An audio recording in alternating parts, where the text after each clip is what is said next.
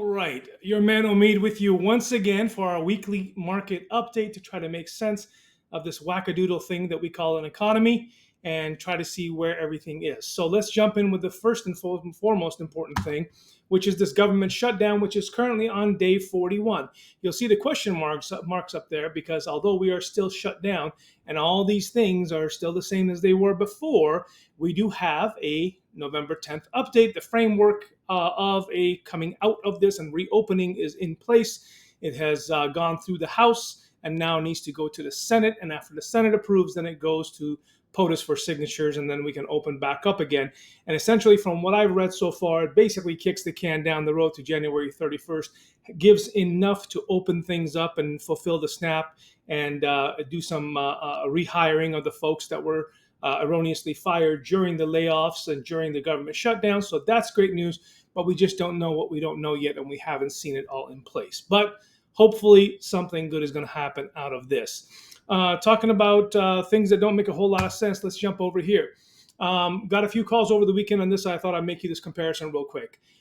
Trump is suggesting creating a 50-year mortgage after what President Roosevelt did when he created the idea for a 30-year mortgage. Really, the idea here is to grab something and stretch it out and kick that can down the road again, right? So a 30-year mortgage is no longer qualifiable, affordable. Let's stretch it out to a 50. On the surface, sure, that kind of sort of makes sense, but let's walk it through for you real quick. If you're a home buyer, it's important for you to pay attention to this piece here. So principal and interest on two exact loans, right? $500,000 loan at 6.375 at 30-year, $500,000 loan, 6.375 50-year. Okay, cool. So principal interest comes out to $31.19 per month. Down here, it comes out to $27.71 a month. This one is lower by about $350 a month, but wait, there's more. On the average principal paid per month over a 10-year period, why have I done 10 years? That's basically the longest anybody's keeping a house nowadays. Okay, so let's not mess around and think about, all these different timelines of 50 years, etc. Let's just look at a 10-year. Okay, so a 10-year average principal paid per month is $645 with a 30-year loan. Look what happens when you get a 50-year loan out. It drops to only $160 a month. So of all the money that you're paying, only $160 of it is going to pay your own principal. $2,610 of this payment is going to go to pay your interest.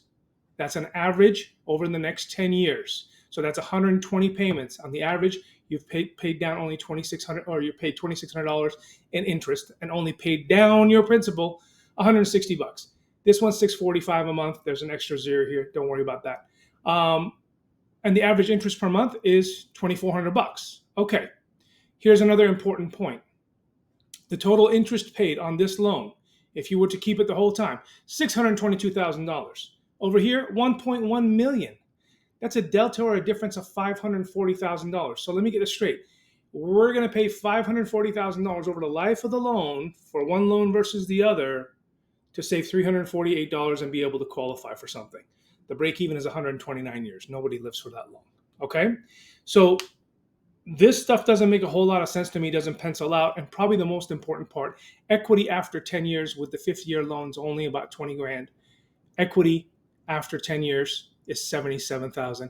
And when I say equity here, this is equity from the perspective of just paying the loan down, having your own equity in your house, not talking about appreciation. Okay? So it's important that we walk these things through so we understand what's happening. Something looks decent on the surface. This would, from a financial planning perspective, I don't know who this would make sense for ever, but that's where we're at with it. Okay? If you have any other information, or if you need any other information about this specific thing, happy to connect with you and chat with you about your situation. What's going on in the market this week?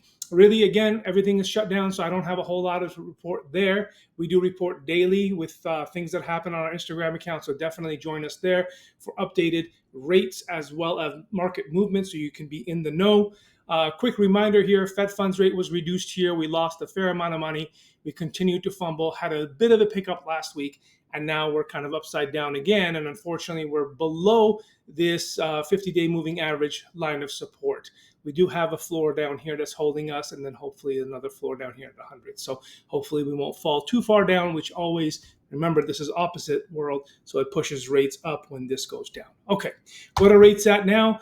They were at 6.34 last week, Monday. Again, they're at 6.34 this week, Monday. We did have some improvements middle of the week, but those are unfortunately gone away.